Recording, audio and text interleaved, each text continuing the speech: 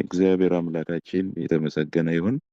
ስለዚህ ጊዜና ሰዓት የእግዚአብሔር ቃል አንድ ስፍራ ላይ ያለውን አነባለሁ። የምናውቀው ቃል ነው፣ ግን በውስጡ ያለውን ነገር ዛሬም አብረን እንድናይ ፈልጌያለሁኝ እና የዘዳግም ምዕራፍ 13 ላይ ነው እንዳለ ሙሉ ምዕራፉ አንድ ሀሳብ ነው ያለው፣ ሙሉ ምዕራፉ ማለት ነው። እና ሙሉ ምዕራፉን አንዴ ላንብብና ከዛ በኋላ አንዳንድ ነገሮችን እናገራለሁኝ። እንዲህ የሚል የእግዚአብሔር ቃል ነው። በመካከልም ነቢይ ወይም ህልም አላሚ ቢነሳ ምልክትም ታምራትም ቢሰጥህ እንደነገረም ምልክቱ ታምራቱም ቢፈጸም እርሱም ሄደን የማታውቃቸውን ሌሎች አማልክት እንከተል እናምልካቸውም ቢል አምላካችሁን እግዚአብሔርን በፍጹም ልባችሁ በፍጹምም ነፍሳችሁ ትወዱት እንደሆነ ያውቅ ዘንድ አምላካችሁ እግዚአብሔር ሊፈትናችሁ ነውና የዚያን ነቢይ ቃል ወይም ያን ህልም አላሚ አትስማ። አምላካችሁን እግዚአብሔርን ተከተሉ፣ እርሱንም ፍሩ፣ ትእዛዙንም ጠብቁ፣ ቃሉንም ስሙ፣ እርሱንም አምልኩ፣ ከእርሱም ጋር ተጣበቁ።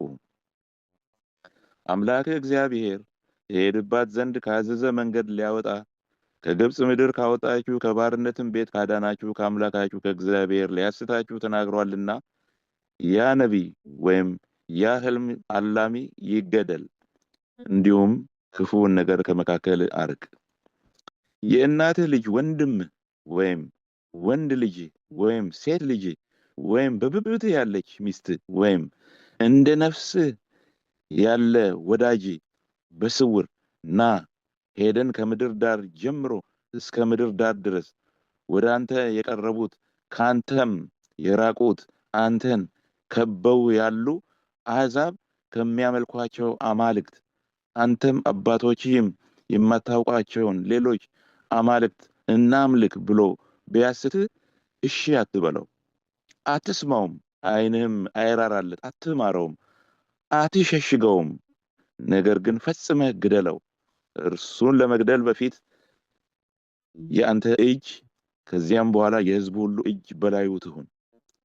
ከግብፅ ምድር ከባርነት ቤት ካወጣ ከአምላክ ከእግዚአብሔር ሊያርቅ ወዷልና እስኪሞት ድረስ በድንጋይ ውገረው። እስራኤልም ሁሉ ሰምተው ይፈራሉ። እንዲህም ያለ ክፉ ስራ እንደገና በአንተ መካከል አያደርጉም። አምላክ እግዚአብሔር ልትኖርባት በሚሰጥህ በአንዲቱ ከተማ ክፋተኞች ሰዎች ከእናንተ ዘንድ ወጥተው ሄደን የማታውቋቸውን ሌሎች አማልክት እናምልክ ብለው የከተማቸውን ሰዎች አሳቱ ሲሉ ወሬ ብትሰማ ትፈልጋለህ፣ ትመረምራለህም፣ ትጠይቃለህም። እነሆም እውነት ቢሆን ይህ ክፉ ነገር በመካከል እንደተደረገ እርግጥ ሆኖ ቢገኝ የዚያችን ከተማ ሰዎች በሰይፍ ስለት ፈጽሞ ትመታቸዋለህ። ከተማይቱን በእርሷም ያለውን ሁሉ እንስሳውንም በሰይፍ ስለት ታጠፋቸዋለህ። ዕቃዋንም ሁሉ ወደ አደባባይዋ ትሰበስባለህ። ከተማይቱንም ዕቃዋንም ሁሉ ለአምላክህ ለእግዚአብሔር በእሳት ፈጽመህ ታቃጥላለህ። ለዘላለምም ወና ትሆናለች፣ ደግሞም አትሰራም። ዛሬም እኔ የማዝህን ትእዛዝ ሁሉ ትጠብቅ ዘንድ በአምላክህ በእግዚአብሔር ፊት ደስ የሚያሰኘውን ታደርግ ዘንድ የአምላክህን የእግዚአብሔርን ቃል ስትሰማ የእግዚአብሔር መቅሰፍት ቁጣ ይመለስ ዘንድ ለአባቶችህም እንደማለላቸው ይምርህ ዘንድ ይራራልህም ዘንድ ያበዛህም ዘንድ እርም ከሆነው አንዳች ነገር በእጅ አይንጠልጠልብህ ይላል ማለት ነው። እግዚአብሔር የተመሰገነ ይሁን። የዚህ መልእክት ዋና ሐሳብ የሚያስቱ ሰዎች ይኖራሉ እና ማሳታቸው አመጽ ነው። ዋጋን ይቀበላሉ፣ በብድራት ዋጋን ይቀበላሉ። እግዚአብሔር የበቀል አምላክ ስለሆነ ይበቀላቸዋል፣ ይቀጣቸዋል፣ ዋጋቸውን ያገኛሉ ማለት ነው። እንደ ስራቸው ይከፈላሉ ማለት ነው። አንተ ደግሞ አትሳት ነው እያለ ያለው። አትሳት፣ መሳት አማራጭ አይደለም ነው እግዚአብሔር እየተናገረ ያለው። መሳት አማራጭ አይደለም፣ ሰው ነንና እንስታለን አይነት አባባል ሰው እንዳይኖረው ጭምር ነው እግዚአብሔር ላለመሳት ማድረግ ያለብንን ነገር ሲናገር ወይም ማድረግ ያለባቸውን ነገር ሲናገር እግዚአብሔር የተናገረውን ነገር ሕጉን እንዲያስቡ ነው፣ እንዳይረሱ ነው። የእግዚአብሔርን ቃል ብቻ እንዲሰሙ ከእሱ ጋር እንዲጣብቁ ይናገራል ማለት ነው። ስለዚህ መሳት አማራጭ አይደለም። ኢትስ ኦኬ የሚባል ነገር አይደለም። የእግዚአብሔር ፈቃድ አይደለም መሳት ማለት ነው። መታለል፣ በአሳቾች ከእግዚአብሔር መንገድ መውጣት በአሳቾች ምክንያት የእግዚአብሔር ፈቃድ አይደለም፣ የእግዚአብሔርም ሐሳብ አይደለም። ስለዚህ መታለል፣ መሳት አማራጭ አይደለም ማለት ነው። የእግዚአብሔር ቃል ስለ አሳቾች ማንነት ደግሞ ሲናገር በጣም በጣም አደገኛ ነገር ይናገራል። ሰዎችን ሊያስቱ የሚችሉ ነገሮችን ይናገራል ማለት ነው። ሰዎች በቀላሉ ወይም ሰዎችን በቀላሉ እንዴት ሰዎችን እንደሚያስቱ እነማን እንደሚያስቱ የእግዚአብሔርን ሐሳብ እዚህ ውስጥ ማየት እንችላለን ማለት ነው። አንዱ ስማቸው የእውነትም ነቢይ ይሁን የውሸትም ነቢይ ይሁን በእግዚአብሔር አገልጋይ ስም የሚጠሩ ነቢይ የሚባሉ በእግዚአብሔር አገልጋይ ስም የሚጠሩ ህልምን አልመው ህልማቸው እውነተኛ ወይም ደግሞ ትክክል የሆነ እንደተናገሩት የተናገሩት የሚፈጸምላቸው ሲሆኑ እነሱ ሰዎች በጣም አደገኛ ሰዎች ናቸው። የምልክት ጭራ አስይዘው የሚፈጸም ትንቢት ተናግረው የሚፈጸም ህልም አልመው እና ተናግረው ምልክትም ሰጥተው ታምራትም ሰጥተው እንደተናገሩት እንዳሳዩትም ምልክት ታምራቱ የሚፈጸምላቸው ሰዎች ሲሆኑ ሰዎች በቀላሉ ይስታሉ ማለት ነው። ስለዚህ እነዚህን ሰዎች አሳች የተባሉትን ሰዎች ምን አይነት ካራክተር ምን እንደሚመስሉ ማወቁ ይጠቅማል ማለት ነው። ለምሳሌ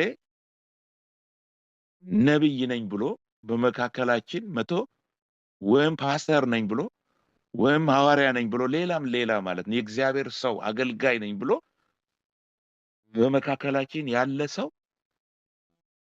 እውቅና ያለው ሰው በማህበራችን በህብረታችን በቤተ ክርስቲያናችን እውቅና ያለው ሰው እሱ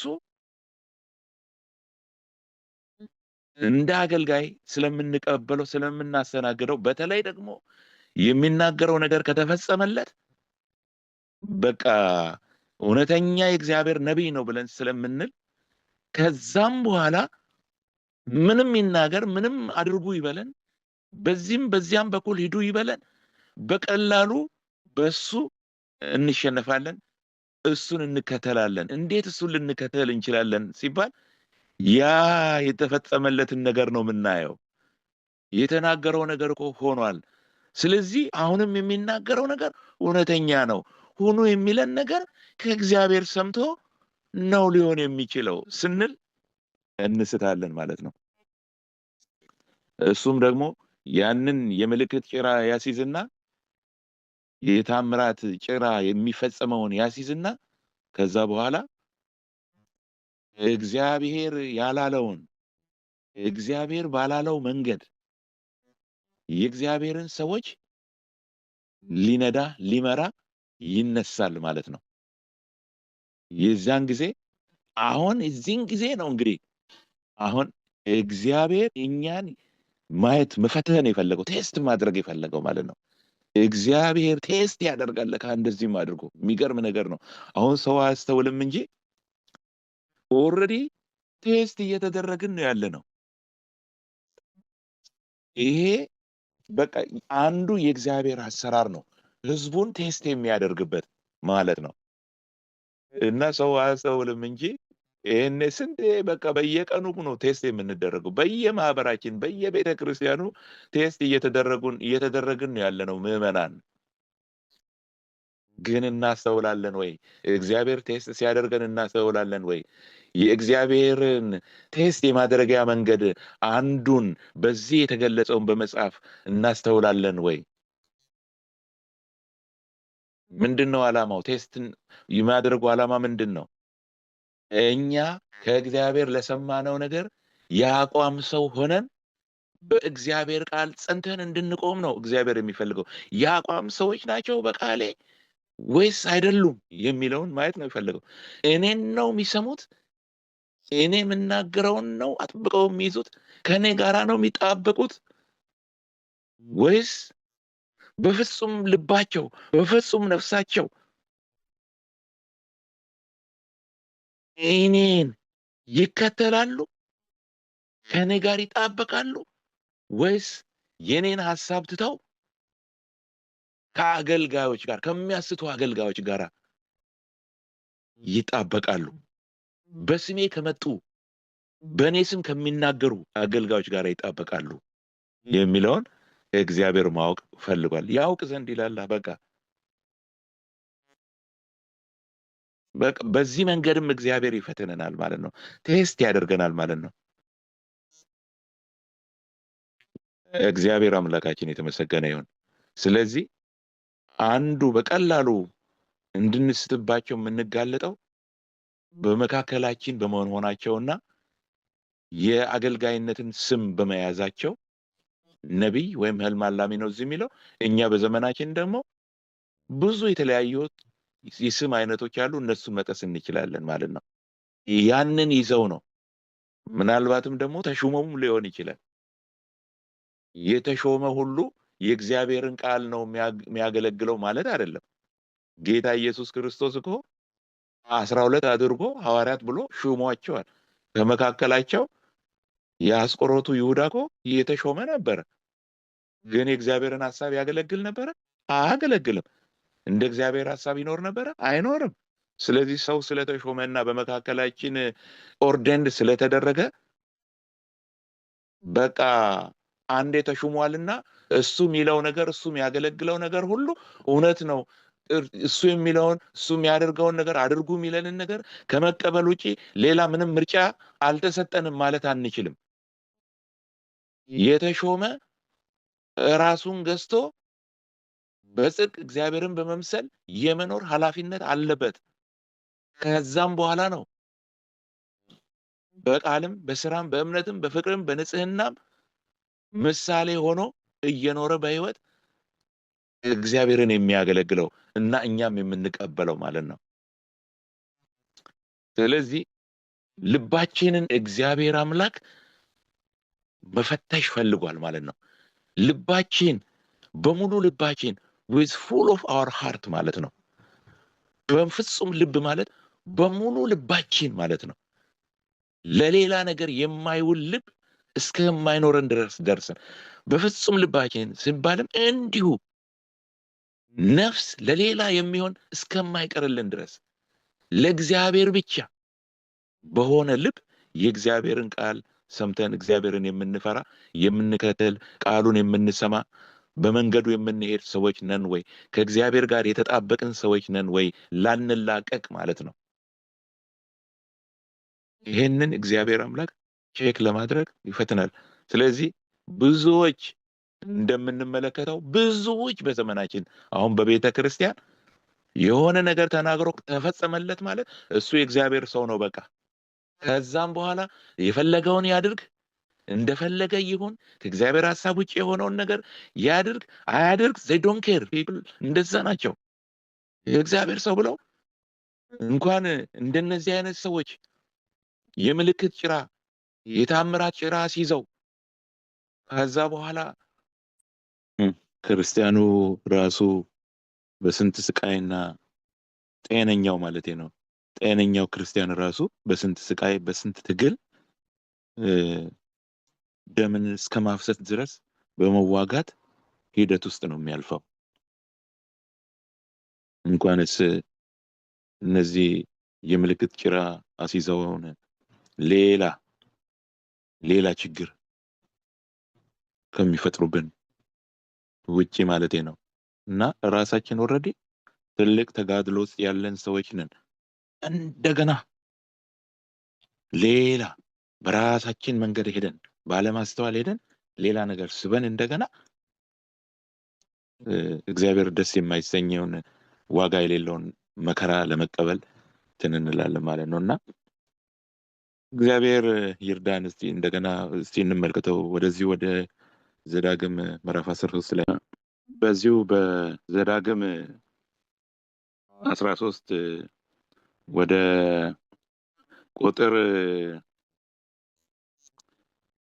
ቁጥር 6 እና 7 ላይ ስንሄድ ደግሞ በጣም የሚገርም ነገር ነው። የሰዎችን ልብ የሚይዝ ነገር፣ ሰዎች ሊሸነፉለት የሚችሉትን ነገር ይገልጻል ማለት ነው። ምንድነው የሚለው? የእናት ልጅ ወንድም ወይም ወንድ ልጅ ወይም ሴት ልጅ ወይም በብብቴ ያለች ሚስት ወይም እንደ ነፍስ ያለ ወዳጅ በስውር እና ሄደን ከምድር ዳር ጀምሮ እስከ ምድር ዳር ድረስ ወደ አንተ የቀረቡት ከአንተም የራቁት አንተን ከበው ያሉ አሕዛብ ከሚያመልኳቸው አማልክት አንተም አባቶችም የማታውቃቸውን ሌሎች አማልክት እናመልክ ብሎ ቢያስት እሺ አትበለው ይላል። እና ለምንድን ነው እሺ አትበለው የተባለው ነገር? ይሄ በጣም ቅርብ የእናት ልጅ ወንድም ወይም ደግሞ ወንድምህ ማለት ነው፣ በስጋ ማለት ነው። የእናት ልጅ ይላል፣ ወይም ደግሞ ወንድ ልጅ ይላል፣ ወይም ሴት ልጅ ይላል፣ ወይም በብብት ያለች ሚስት። እነዚህ በጣም የሚቀርቡ እና የምንሰማቸው ናቸው ማለት ነው። በቀላሉ ሰምተናቸው የምናስተናግዳቸው ናቸው ማለት ነው። እነሱ እንኳን ከእግዚአብሔር ሐሳብ ውጪ የሆነን ነገር ሄደን እኔ ያላስተማርኩህን እኔ በቃል ያልነገርኩህን ነገር ሄደን እናመልክ ብለው ቢሉ ሊያስቱ ይህንን ቢናገሩ እሺ አትበላቸው ነው። እና በጣም ይገርመኛል። እኔ በምክንያት ነው ይሄ ነገር የተጻፈው። ይሄ የቅርብ የሆነን ልንሰማቸው የምንችላቸው አሁን ከላይ ራሱ ነቢይ ወይም ህልም አላሚ ብሎ የጀመረው ቁጥር 1 ላይ የምንሰማቸው ናቸው፣ ልንሰማቸው የምንችላቸው ናቸው። በቀላሉ ማለት ነው ልንቀበላቸው ልናስተናግዳቸው የምንችላቸው ናቸው። እነዚህ ደግሞ የራሳችን ልጆች፣ የራሳችን ወንድሞች፣ የራሳችን ሚስት ወንድ ልጅ፣ የራሳችን ወንድም ወይም እህት፣ እነዚህ ናቸው በቀላሉ የምንሰማቸው የምናስተናግዳቸው ጆሮአችንን ከፍተን ማለት ነው። እነሱ እንኳን አያችሁ አይበልጡም። እነሱ ከእግዚአብሔር ሐሳብ የትኛውንም ያህል የሚቀርቡን የምንሰማቸው አይነት ሰዎች ቢሆኑም እንኳን ከእግዚአብሔር ቃልና ከእግዚአብሔር ሐሳብ አይበልጡም። ስለዚህ አትስሟቸው። ምንም ይሉኝታ የሚባል ነገር የለም ማለት ነው።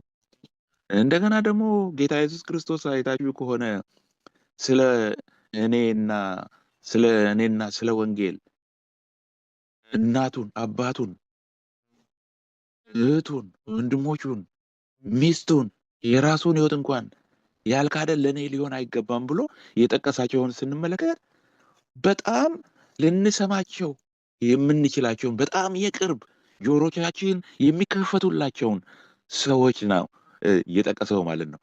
እነዚህን እንኳን ባይጠላ ይላል።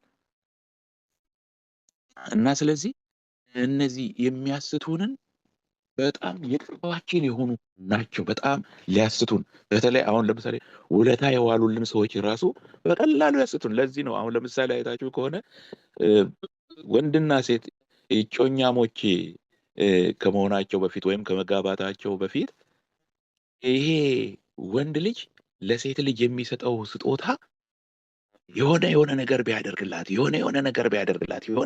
ቢያደርግላት እና ከዛም በኋላ እንደው ላገባሽ ፈለኩ ብሎ ቢላት፣ አሁን ፍላጎት የሌላት ሴት በዚህ በተደረገላት ነገር ምክንያት ምን ትሆናለች? ይሉኝታ ይይዛታል። ሳትወድ በግዷ እሺ ትላለች ማለት ነው።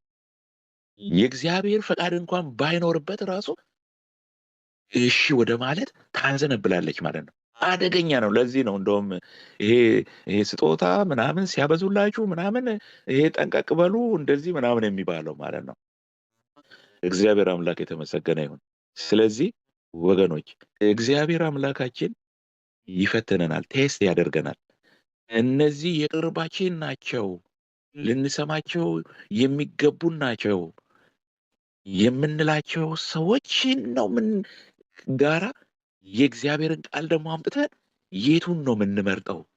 የእግዚአብሔርን ቃል እንስማ ወይስ እነዚህን በጣም የሚቀርቡንን በጣም የምንወሰድባቸውን እነሱን እንስማ? ስለዚህ በጣም በጣም ጥንቃቄ ልናደርግ ይገባናል ማለት ነው። መስማት ያለብን እግዚአብሔርንና እግዚአብሔርን ብቻ ነው። በቃ የእግዚአብሔርን ሀሳብ ነው። ከእግዚአብሔር ጋር ተጣበቁ ነው የሚለው ቃሉ። እግዚአብሔር የተመሰገነ ይሁን። ይህንን ጥቂት ነገር ነው ለማለት የፈለኩት። ጌታ ጸጋውን ያብዛላችሁ።